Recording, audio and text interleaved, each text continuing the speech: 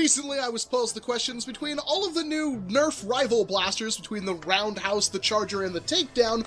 Which one did I feel was the best? Which one did I feel was actually worth your money? And by the fact that I'm holding the Takedown and the entire video is based off the Takedown, you'd probably gathered that my answer is the Takedown. For one, it's reasonably priced. $20 for a pump action Chronos is pretty good. Second part is that it's a pump action Chronos.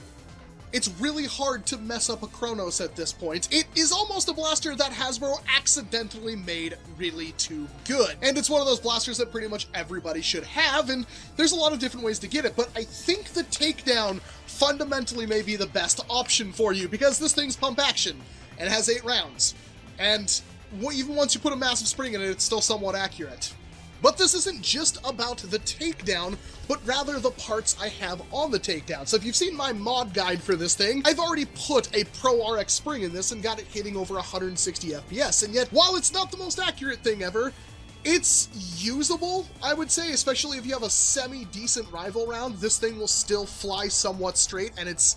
But I received a bunch of cool parts from Foam Technician, who keeps sending me stuff and yet doesn't say anything to me about anything, which is, a little awkward. Please talk to me, buddy. Now, some of this fundamentally changes how I feel about the Takedown, but the other one I thought would be really good, and I honestly have my concerns. So the thing I'm going to start off with that I think is a little lackluster is the pump grip. And I know that's insane to say because it looks like the Ceda one that he makes, and my gosh, is that a beautiful priming grip. But I think because while you do have 2 different options, whether you want to have a Picatinny rail down here or this nice, comfortable, you know, priming grip right there, you can screw either one of those in, but I think the problem I'm having is that since this is so much farther down than you would normally have your hand resting on the blaster, it's really difficult to prime. So here I am, this is how you normally use it, right? A left hand, because I'm a right hand guy, so like that, right? I can't prime this. It locks up and doesn't, even with it really lubricated, I can't prime it like that. But if I switch hands, it's really not much of a problem at all. And you know, it isn't a big issue for me to use the blaster like this. I don't have a problem with that, but it is a concern of mine to not be able to prime this thing with my... And it wasn't just me. Somebody much stronger than me tried and really struggled to do so. Now, that isn't to say this thing isn't super comfortable. If you have less of a spring in here, it's definitely the way to go. This is just slightly too strong, at least for me using it, you know, normal-handed. But it is very comfortable, and since you do have the option of putting a Picatinny rail on the bottom of this and putting whatever grip or flashlight or whatever you have on the bottom of this, there's some flexibility there that I really appreciate. It is a brilliant design from Foam Technician. I mean, this thing, the way it fits on the blaster and goes together is amazing, and I can recommend it for that. But if you're thinking it's going to help you fix how the actual blaster is working with an upgraded spring, I'm a little dubious on that one. But the second thing is obviously the mag loaders, the speed loaders on the side of this blaster. And interesting enough, when I was digging through my spare 3D printed parts bin, I found my old Chronos that I had recently murdered for another project, and of course I found my Chronos speed loaders, which I really liked. With the Chronos, with all the Foam Technician's speed reloaders and stuff on it, I really liked that blaster. And I thought, and it's like, how I should put them on use them for the Takedown. I don't see a reason why not, right? I mean, it's gonna work the same exact way. And before I could even really think of doing that anymore, they sent me some. And this really does completely change the way you think about the Takedown, because now you have a feature you didn't really have before, besides the obvious fact that now I can prime this thing, pull off one of these tubes, and basically I just line it up in there like so, and push this down, which is a little difficult to do from this angle, and I have injected rival rounds into my Takedown, and I've completely reloaded the thing. And then of course you can pull that back, put it back on here, and that would give me, what, 1 full reload in the blaster plus 2 on the side. That's a good amount of rounds. But I think the most important thing that fundamentally changes how this blaster is going to work for you is the fact that now when you pick up a rival round, you can just put it in there.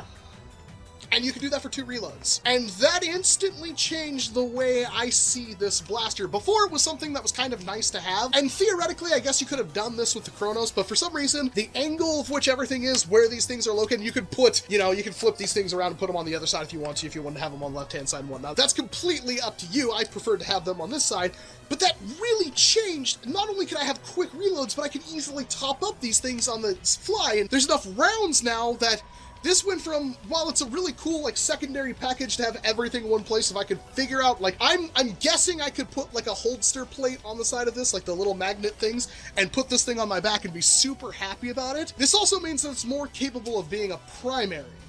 And while it is cool to have things like the Artemis and the Hades and whatnot, I mean, those hold a ridiculous amount of rounds, those didn't seem nearly as accurate as this thing, at least from my testing. With an upgrade, 160 FPS, reasonable accuracy, decent amount of shots, pretty rapid rate of fire, you are going to get, I'm already feeling it from firing this thing a little bit, but with having all this stuff on it, it really brings the takedown into a new light. Alright, so we have the 7 rounds that are, still, this is really going to break me, I don't know. I'm gonna have to maybe try a different pump grip. I'm sorry, it's really comfortable, but for this spring load, I don't think it's gonna work. But still got the 7 rounds in there, and let's see exactly what this thing can do. Hopefully you can see it. I'll put a little hit marker up anyway. And that went basically as far as my Sita did, if not a little bit farther.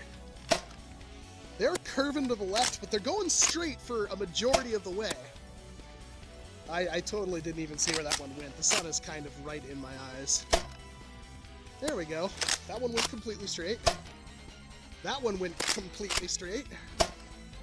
That one curved off and hit the fence.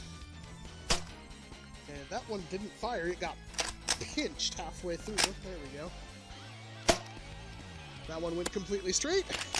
We pull that out.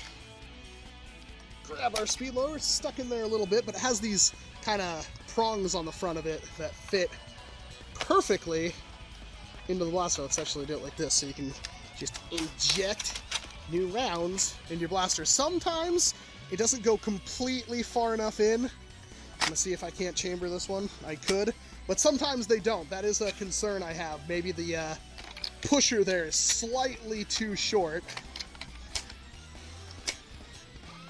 And that one curved off, but it went straight most of the way. Completely straight. Cleared the property almost. Completely straight. I've never seen this from Rival. That one went straight enough, I would say. Yeah, that one curved off. There we go. Both of those completely straight. And I'm doing this almost pointing down, actually. And we're out except for this one last round, which if I want to feed it through, I'd have to push it out of there, put that in there. There we go.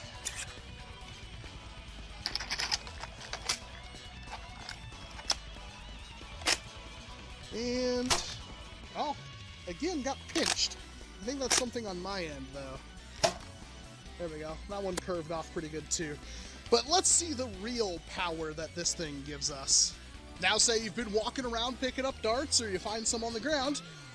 Although you could just reload the takedown, much like you would a Kronos, it's also really easy once the takedown is completely filled to just shove them in the speed loader, like so. And then take off your speed loader,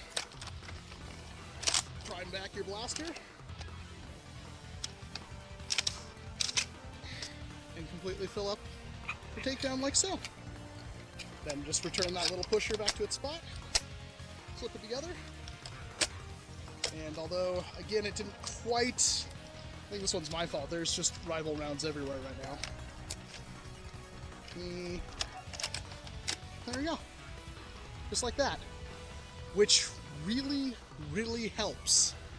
The print quality is excellent as always. I have no complaints about that. And really, I think the overall problem I have with priming this thing either comes down to my inability to prime it because I'm not physically strong enough, which is a definite possibility, but it is, I think, the angle right here with this heavy spring load just doesn't do it. So I still have to look around and test some takedown grips to see if I can't get something a little bit more in line. Hopefully, that's my issue. But if you aren't running like a crazy, stupid, powerful spring load, this is really comfortable and really good. But the speed loaders, regardless, yes, it does make your blaster, unless you make like a specialized harder, like a cardboard duct tape holster or something like that, it is gonna make it really hard to holster, and it does make your blaster significantly heavier. But the ability to not only top up your takedown, but then just fill up the little speed loaders on the side, and then instantly refill your blaster, really does change a lot of the functionality of the blaster and really brings it together. And for me, that's a really tough thing not to love.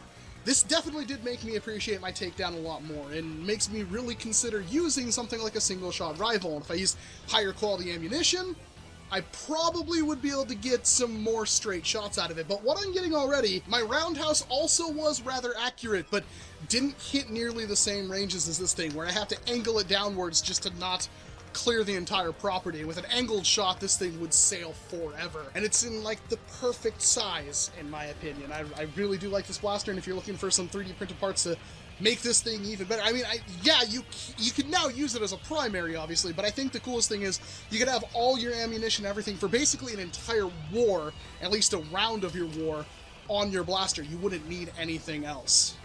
But my elbows are already starting to hurt. This one isn't quite working for me right now. But let me know what you think about the Foam Technician takedown parts down in the comment section below. I will have a link to this, obviously, in the description, so if you want to check them out yourself. I actually don't know how much these cost right now.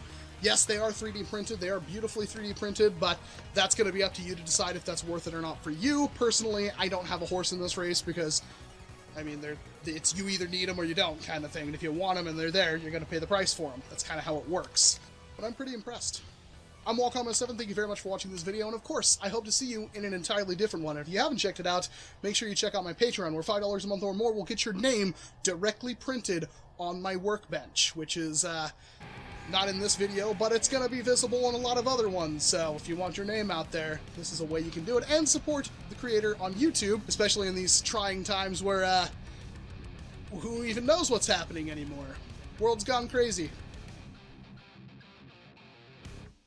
Can't you see I'm blazing? Still my heart is blazing. If the words kill me, I don't need a new world over you. My time is my word. Your words will never let me disappear.